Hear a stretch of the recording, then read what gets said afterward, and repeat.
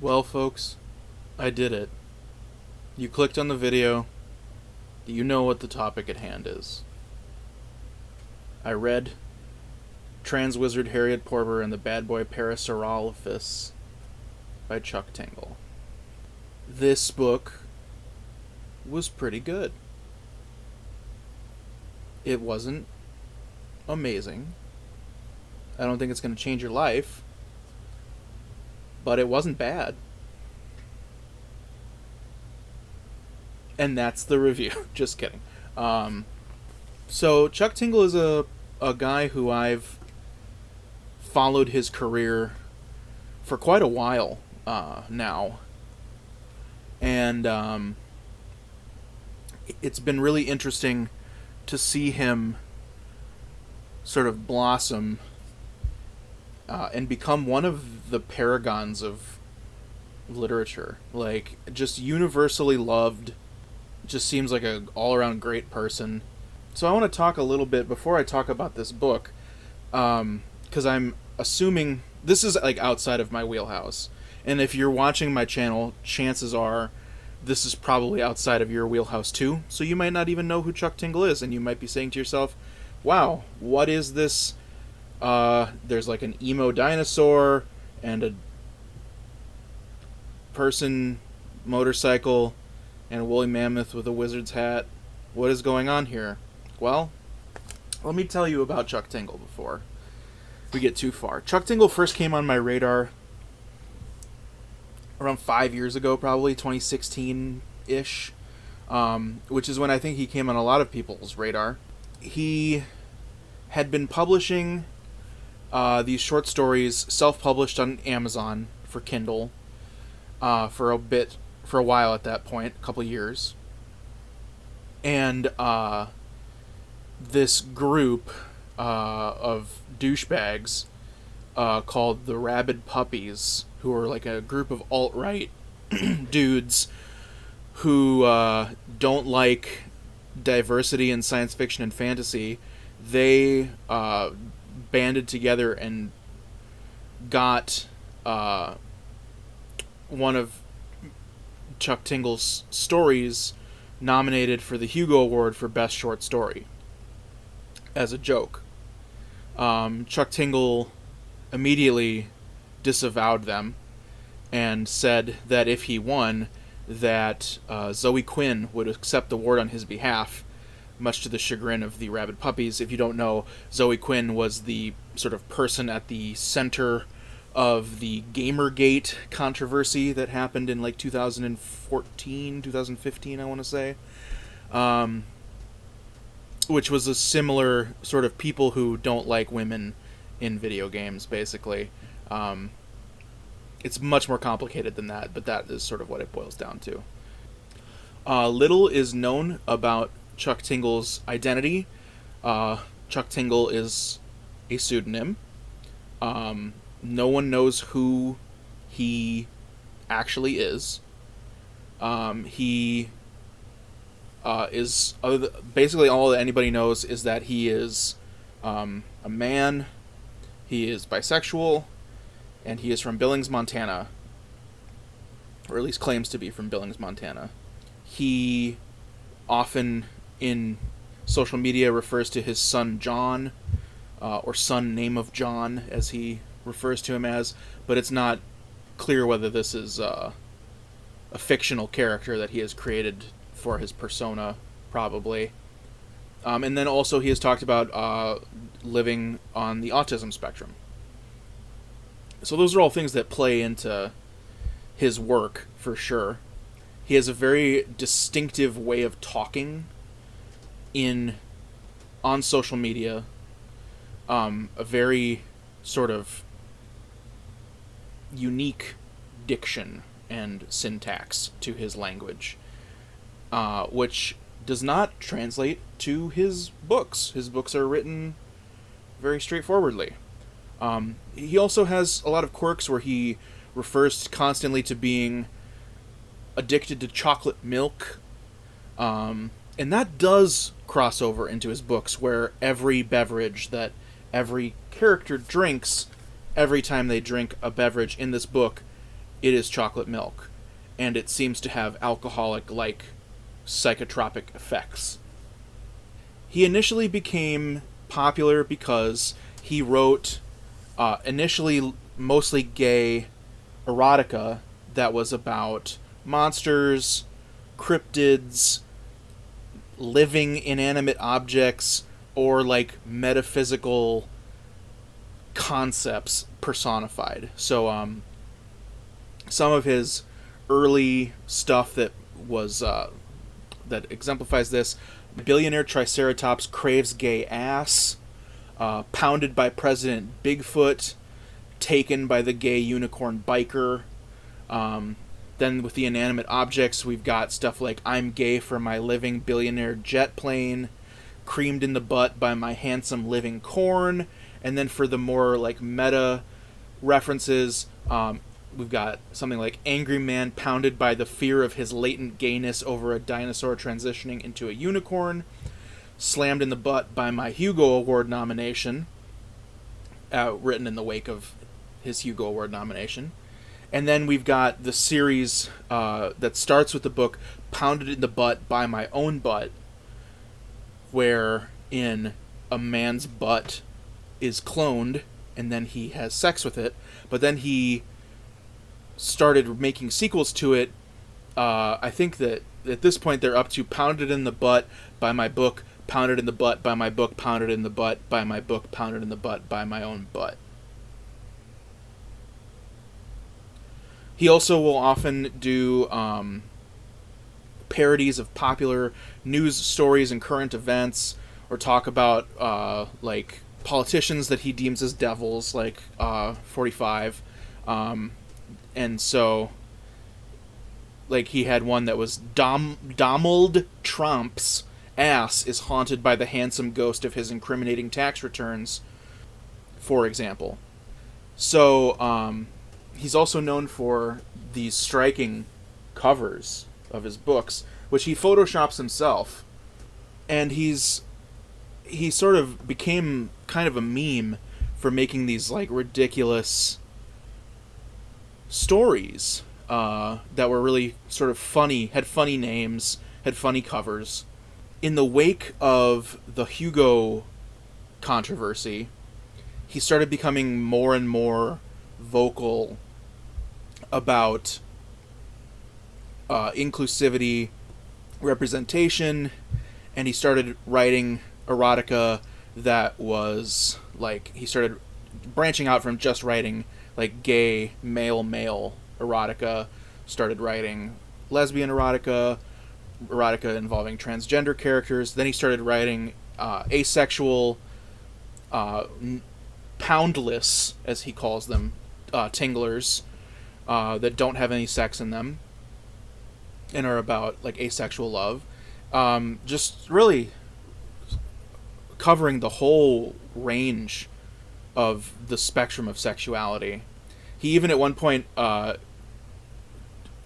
up to using like mostly like conventionally very beautiful people on the covers of his books, and he made a tingler that had plus size models on the cover. The guy is just like really a good dude.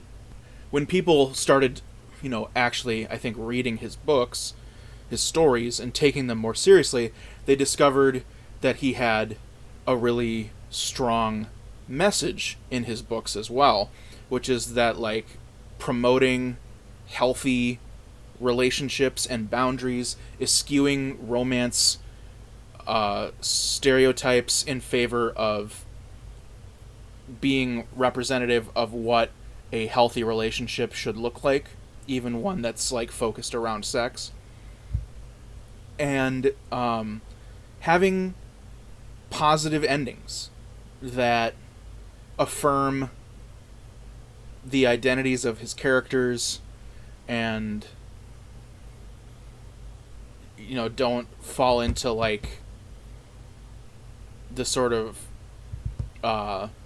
punishment and misery that a lot of queer stories tend to have, this sort of trope that like characters who are queer have to be punished or struggle or have some sort of terrible thing happen to them. He then started appearing in public, and he appears in public in disguise. He wears a bag over his head with the words "Love is real" written on it. He has done a couple of podcasts.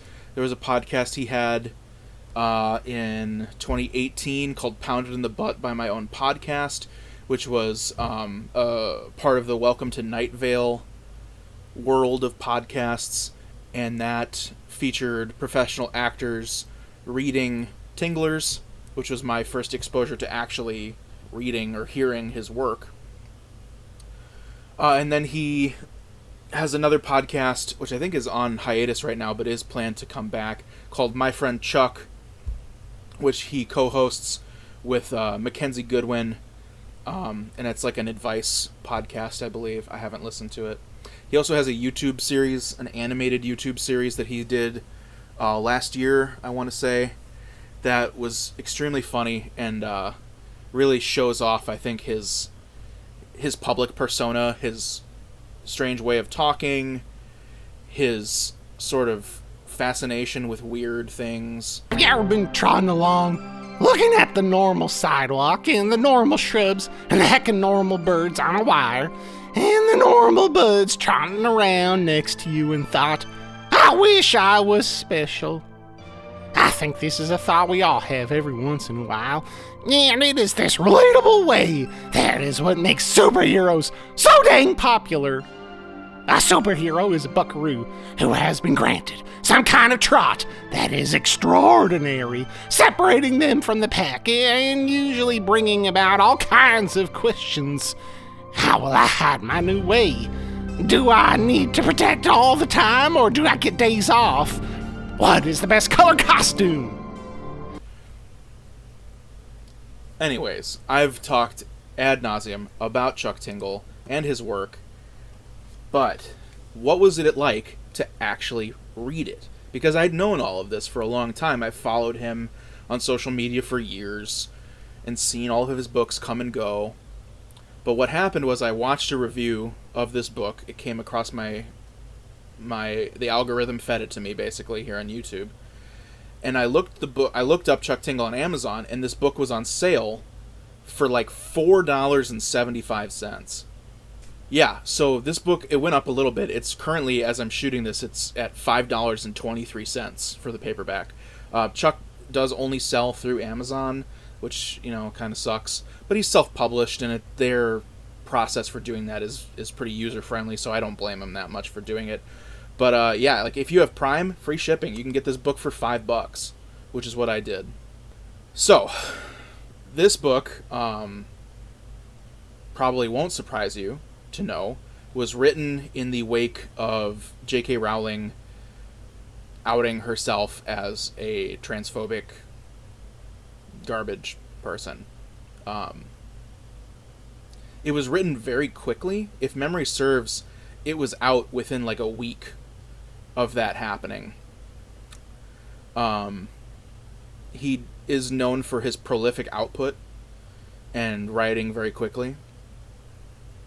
I will say that did show a bit. The seams showed a lot in this book. There were a lot of typos and stuff in it, and parts that felt really rushed. You could tell it was written pretty quickly, and that there wasn't a lot of revision done to it, I would say.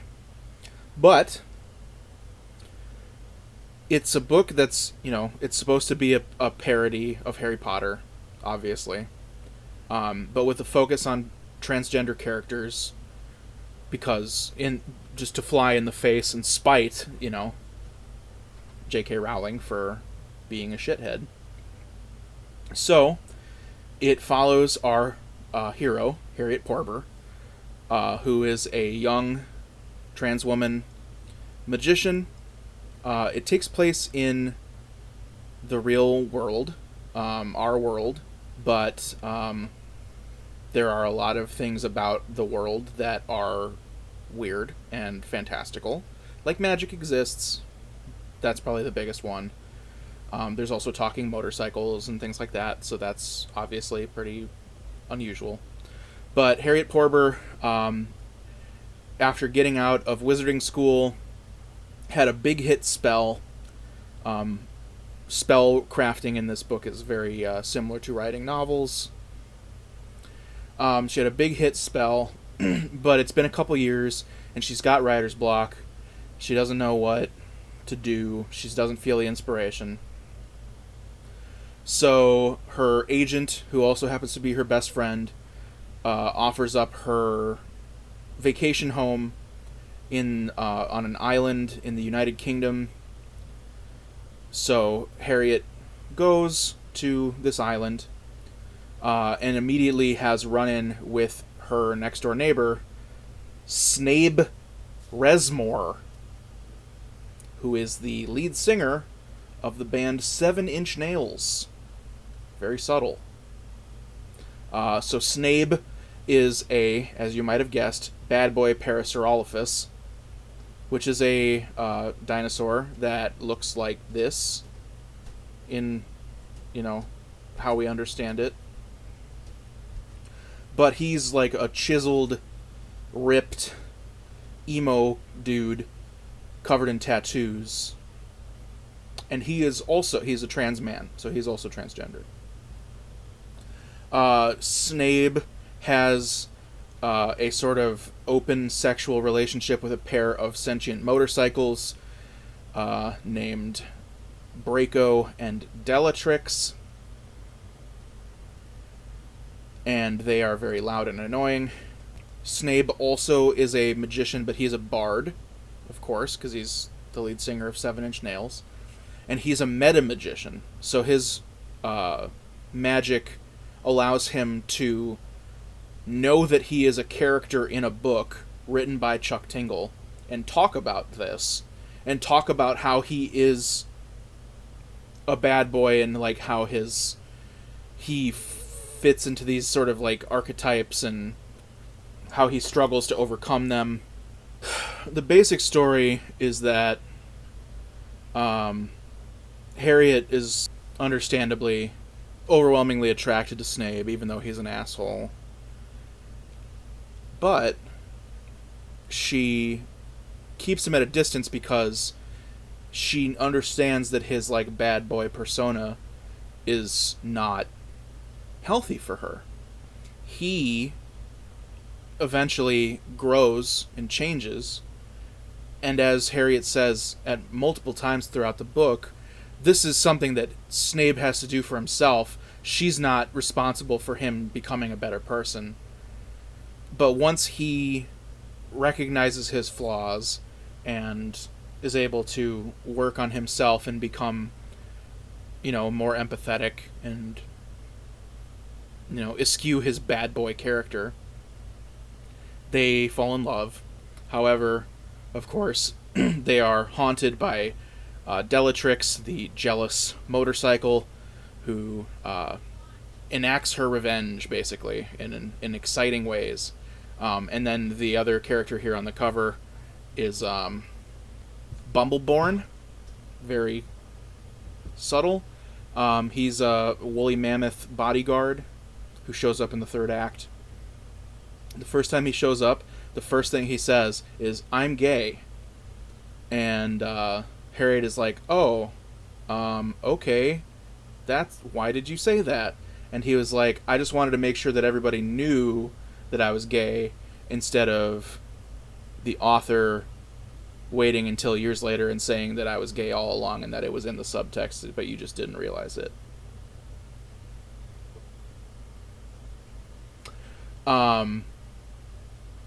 Plot-wise, there's nothing here that's like, brilliant. The writing is perfectly competent, but not brilliant. But it's enjoyable. The world of the book is really fascinating. The sentient motorcycles and talking woolly mammoths and song spells and meta magic and things like that are all really interesting. And like how everyone drinks chocolate milk and eats spaghetti, like for every meal. This is an erotica book, so there are 3 sex scenes in it, which I kind of thought I was expecting there to be more sex, honestly. And the sex scenes are good and well written. The first one the two characters immediately like establish their boundaries and are like, this is what I'm comfortable with, this is like what I want, and it's very consensual and a very good role model for what sexual encounters should be like, I have to say. So, at the end of the day, I'd give this book 3 stars out of 5. It's like pretty much, there's nothing really great about it, there's nothing really terrible about it. It's much more interesting, I think, in concept than it is to actually read. But it was a pleasant little journey. And it was good for me to sort of step outside of my comfort zone. And I thought that the representation was great. The way that the trans characters were handled was very great. The sort of message at the end was like very heartwarming and like reaffirming that like there's a passage at the near the very end of the book.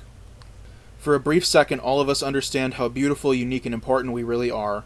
We realize our place as characters on a journey who are better at being ourselves than anyone else is, and the cosmic power that comes with that. We fully grasp that sometimes our bodies and our souls are perfectly matched, and sometimes they're matched in a way that's uncomfortable, but these differences speak nothing to the purity and the strength of the soul itself. Which is a really touching sentiment. You know, and that's coming from me, like the most miserly fucker on BookTube, probably. So yeah, I enjoyed this. If it sounds like something you might enjoy, check it out. Give Chuck some money. Or check out his podcast, the Pounded in My Butt by My Own Podcast. That's a great intro because they're like, 20, 30-minute episodes of tinglers. They're fun. They, there's like I remember there's like they do Pounded in the Butt by My Own Butt. And I remember there being one about ghost pirates that are Bigfoot ghost pirates. Fun stuff. Yeah. Happy Pride Month, everybody. Thanks for watching.